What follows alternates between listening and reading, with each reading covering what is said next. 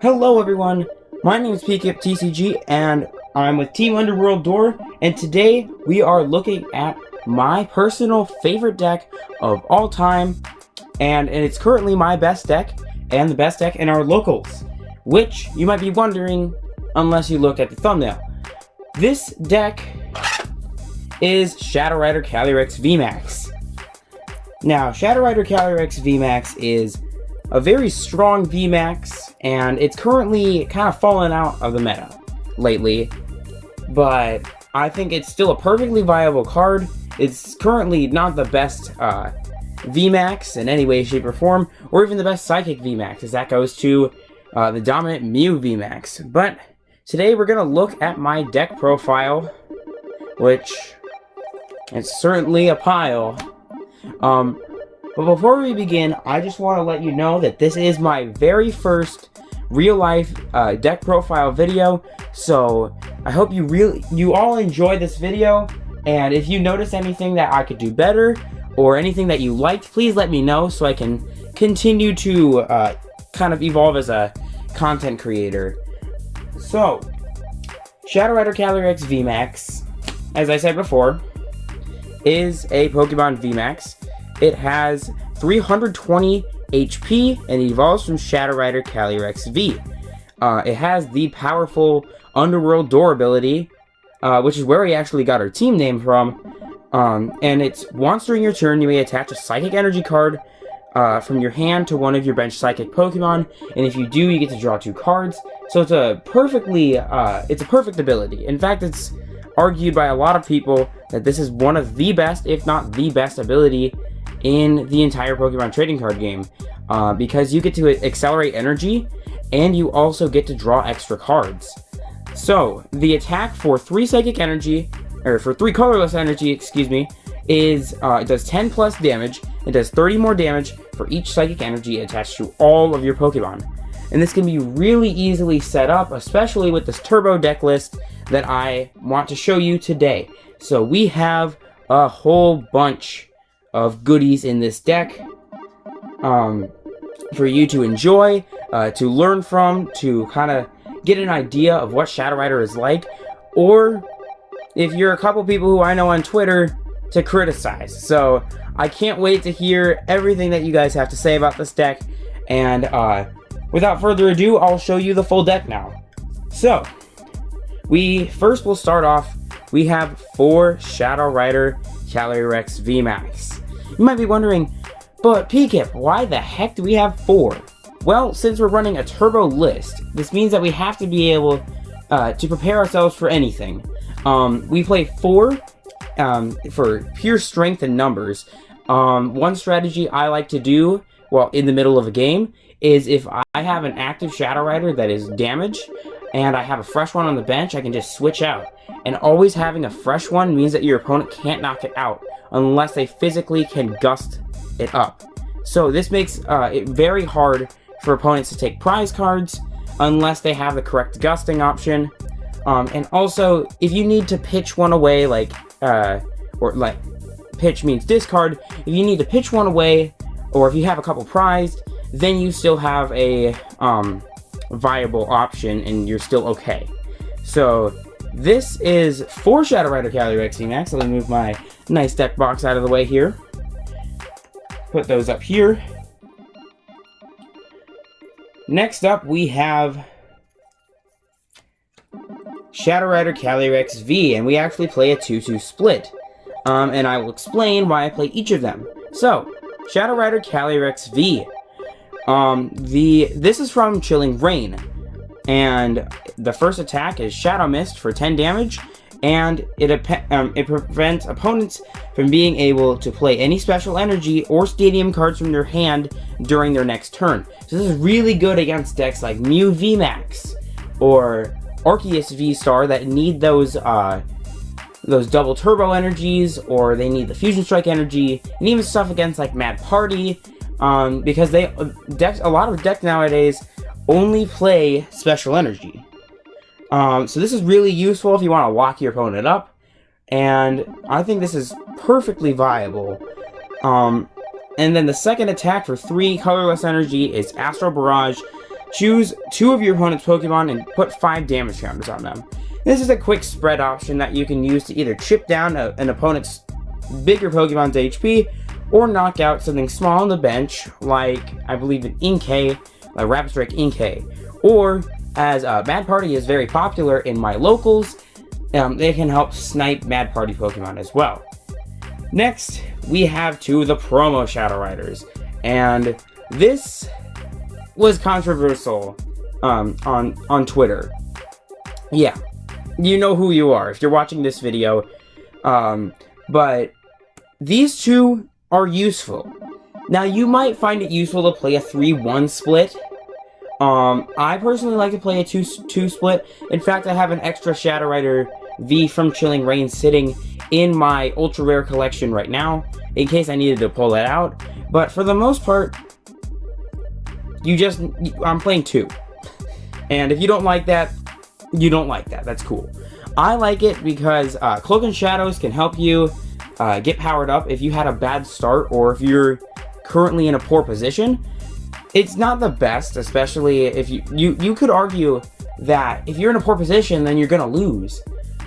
That could be so, but in some decks where they're trying to just lock you up, Cloak and Shadows could be very useful to kind of get back into the game. And Hollow Binding for 130 and opponent's Pokemon can't retreat can also be a good lockup option. But overall, it's just a good straightforward attacker, especially if you can't get a ton of Psychic Energy into play. And that's why I play 2-2.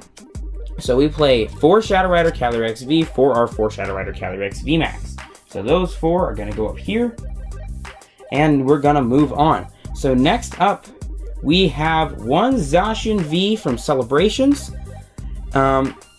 We use Zacian for, mainly, I use Zacian for its ability, Roar the Sword, which is once during your turn, you can search your deck for a Psychic Energy card and attach it to one of your Pokemon.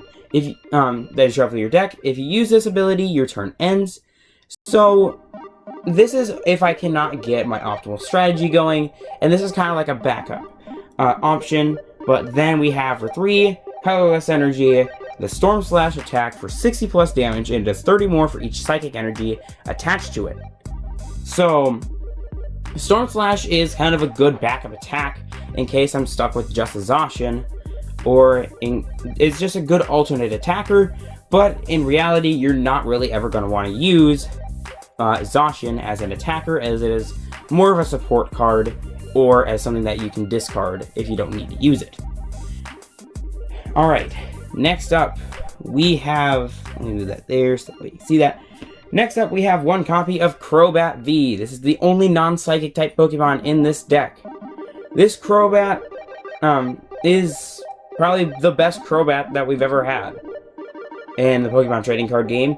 And for good reason, and it's because of its Dark Asset ability, which allows you to draw up to 6 cards in your hand. One problem with this deck is a lot of our multi-prize Pokemon, and like our 4 Shadow Rider VMAX, our 1 Zacian V, and our 1 Crobat, all have abilities. So if your opponent plays Path to the Peak, that could be a really big issue. But Crobat's just in here to help us draw extra cards in case we get stuck. But this could be a liability, and so I only use Crobat if I really, really need to. So we just play 1 copy of Crobat. We don't play 2. It's just something to help us get back in the game if we get kind of if we start falling behind. Next up, we play 2 Cresselia from Chilling Reign. Again, Twitter, chill out on this one. Cresselia uses the Crescent Glow attack, which is you can search your deck for a Psychic Energy card and attach it to one of your Pokemon. Which is basically literally Zacian V's Roar the Sword ability.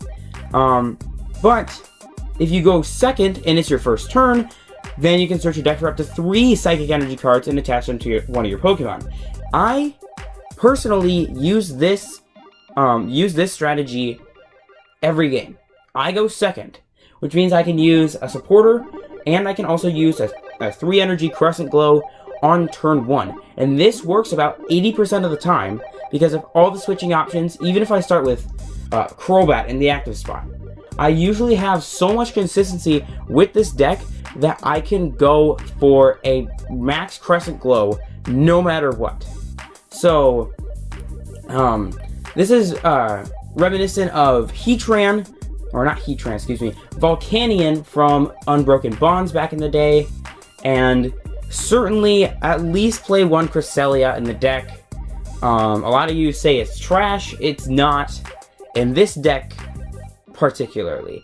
In other decks, it could be garbage for all I care, but in this deck, Cresselia is a lifesaver.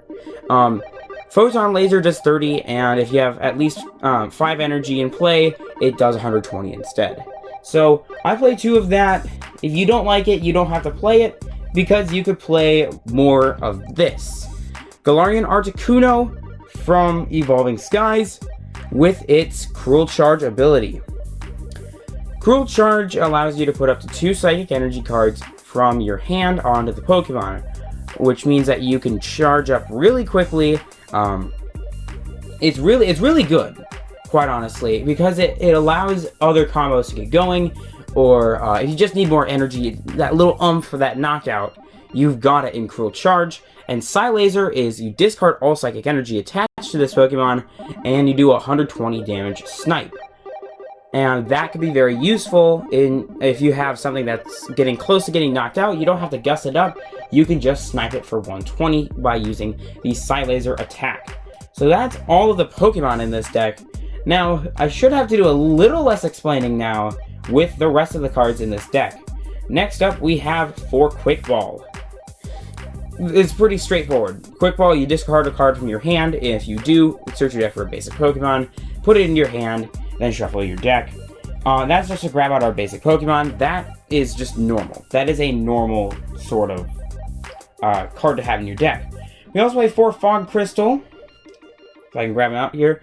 4 Fog Crystal, just so that way we can get our Psychic Energies and basic Psychics into play. I mainly use it just for getting energies into play, but it has been pretty useful in getting out our basic Psychic Pokemon, which we have a lot of.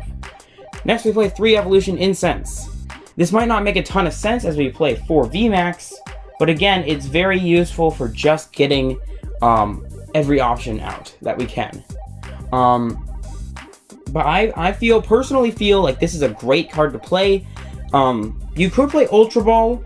In fact, when we hit rotation and we lose Quick Ball and Evolution Incense, maybe we lose Quick Ball. If I remember correctly, yes, I do believe we still lose Quick Ball at rotation.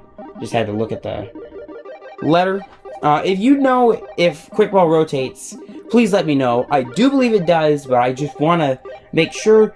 But when Quick Ball and Evolution Incense rotate, then we have something else to fall back on, which is Ultra Ball, which you could play. You could arguably play this Ultra Ball and might do better. I just like this list as it is, and if I need to change, I know where the cards are. Next, we play 3 Air Balloon, so that way we can always switch into a fresh VMAX, as I kind of stated at the beginning of the video. This is just a whole bunch of switching options, and we're about to see more. But first up, we have 1 Choice Belt. This is about the only update I made to the deck when Brilliant Stars came out, and that's just to play 1 Choice Belt, so that way we can hit our opponent's Pokemon V with 30 more damage, which is equivalent of another energy, and can be a crucial decision maker on if you get the knockout or if you're just doing damage. Next, we play 3 Switch. If we get gusted into the active by a stall deck like Durant, that's popular in our league right now. Durant, or just something, if you get kind of gusted up and you feel stuck, don't worry, you got 3 Switch on your side. Next, we have 1 Escape Rope. Escape Rope is a very, very useful card, and it can act as if you don't like the active that you have, or you want your opponent to send up another Pokemon. Escape Rope is perfect to play a one-of, to kind of be able to get what you want in the active spot instead of what your opponent wanted to keep. Next, we play one Pal Pad. We'll see the supporters in a little bit here, but Pal Pad is really good, especially in his turbo deck, where we might be discarding them with our Professor's Research or something. It just allows us to have the opportunity to put it back into the deck so we can redraw it with something like Underworld Door. And that's personally just another preference of mine. I'll put these at the bottom here, actually, because that works better. Next up, we have one copy of Ordinary Rod, just to put back our Shadow Rider Vs and VMAXs, and if we need to use Articuno again, or if we just need energy back in the deck. Ordinary Rod, I play one Ordinary Rod in every single one of my decks, because it's just such a useful card. Next, we have 3 Professor's Research. Not 4. Not 4. So, playing 3 Professor's Research is good because you draw massive hands already from Underworld Door. If you get a Research in a massive hand that you have so much stuff in, you're not really going to want to research. Because you already have so many cards in your hand, you should have some good options. And if you don't, you're going to be digging deeper into your deck, and you might deck out. So we're just playing 3, and if we need to, we can just grab more back with Pal Pad. So that's my argument there for only playing 3 research instead of 4. Next, we play 3 Marnie. Marnie is very simple. Both players shuffle their hands into their deck, or put it at the bottom of their deck. They shuffle their hand, put it at the bottom of their deck, and we get to draw. I get to draw 5 cards if I'm playing this deck, and the opponent gets to draw 4 cards. So this is a good disruption option. It's a good disruption option, and it's a good kind of way to reset our hand without losing everything in there. Or maybe if we don't want those, then we just put that at the bottom of the deck. Next up, we play 2 Boss's Orders. Because we're hitting so hard, we can really just knock out anything. If we're looking for a boss, we can Underworld Door for it. We can draw into it. Or if we need to, this is the most applicable use for Pal Pad, is just to get a boss back. So, and that's mostly what I use Pal Pad for, is just to grab back Boss's Orders. But it can be used for anything, and that's why Pal Pad is a really good card in this deck. Next up, we have our Stadiums. First, I'm going to show you I play 2 Training Court. Not 3, but 2. And that is, once during each player's turn, they can put a basic energy card from their discard pile into their hand, which is very useful, especially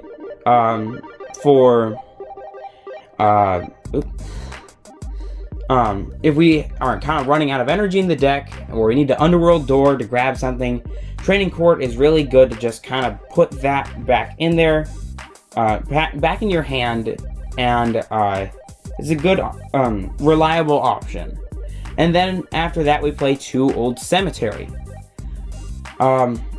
And I know a lot of people don't like playing Old Cemetery in this deck, but I personally like playing Old Cemetery because it gets that dink damage in. It knocks out Path, and again, we play, or there are a lot of people who play single prize decks in our league. So just having the 2 Old Cemetery can wear them down enough for an Astral Barrage or something like that. If you want to know more about why I play Old Cemetery, then just let me know, and I can explain it to you in a better way than maybe I already have. And finally, we have 14 Psychic Energy, I believe. Let me count this real quick. We play 1, 2, 3, 4, 5, 6, 7, 8, 9, 10, 12, 13, 14. Yep. 14 Psychic Energy in this deck. So, and this is the lifeblood of the deck right here. 14 Psychic Energy. It's very useful, and quite honestly, playing 14 is better than playing 13, because I have had instances where I've prized a lot of energy, or I've had to discard a lot of energy, and just having the option of a lot of Psychic Energy like that is really crucial for getting the right stuff at the right point in the game. And also, it's Max Geist is dependent on Psychic Energy. So, why should you play Shadow Rider? Well, let's think here. Shadow Rider is really quick to set up. Right now it's overshadowed, really, is what I want to say. If I have anything to say about Shadow Rider, is that it's overshadowed. No pun intended. And with Mew VMAX and Arceus V-Star starting to take over the format, Shadow Rider is a good option. Although there are a ton of dark decks in the format, I feel Shadow Rider is right for me. It might not be right for you, but at least it's good for me. And that is what I really like about this deck, is that, like, I found my calling with it. And so I like to play it every single day with my friends and in our locals, because it's really good. And it's really good, it's really reliable, it's really quick and efficient. And other archetypes to this deck. There are a number of other archetypes for Shadow Rider Calyrex VMAX. First archetype that I want to touch up on is Alchemy. This one's fallen out of the format, but Alchemy, if you really want to, you could play a 1/1 Alchemy line in this deck. It really doesn't need it, because it's already as fast as it's possibly going to get. But you could argue that you could play a 1/1 Alchemy line, but Alchemy could become a liability, as it has a 3 retreat cost. None of the Pokemon in this deck have more than 2 energies in the retreat cost. We also have Shadow Rider Whimsicott, and quite honestly, if you're going to play Whimsicott, just play it with Arceus, because I've seen Whimsicott's doing really well in the format right now, and I would just rather play Arceus. And finally, Arceus Shadow Rider.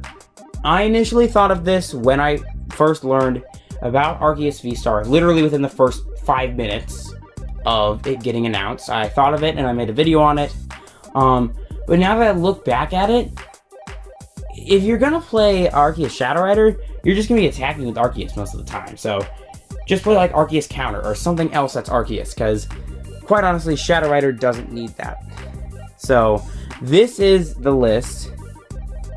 This is my Shadow Rider list. It's turbo, it's good. I wouldn't change a thing.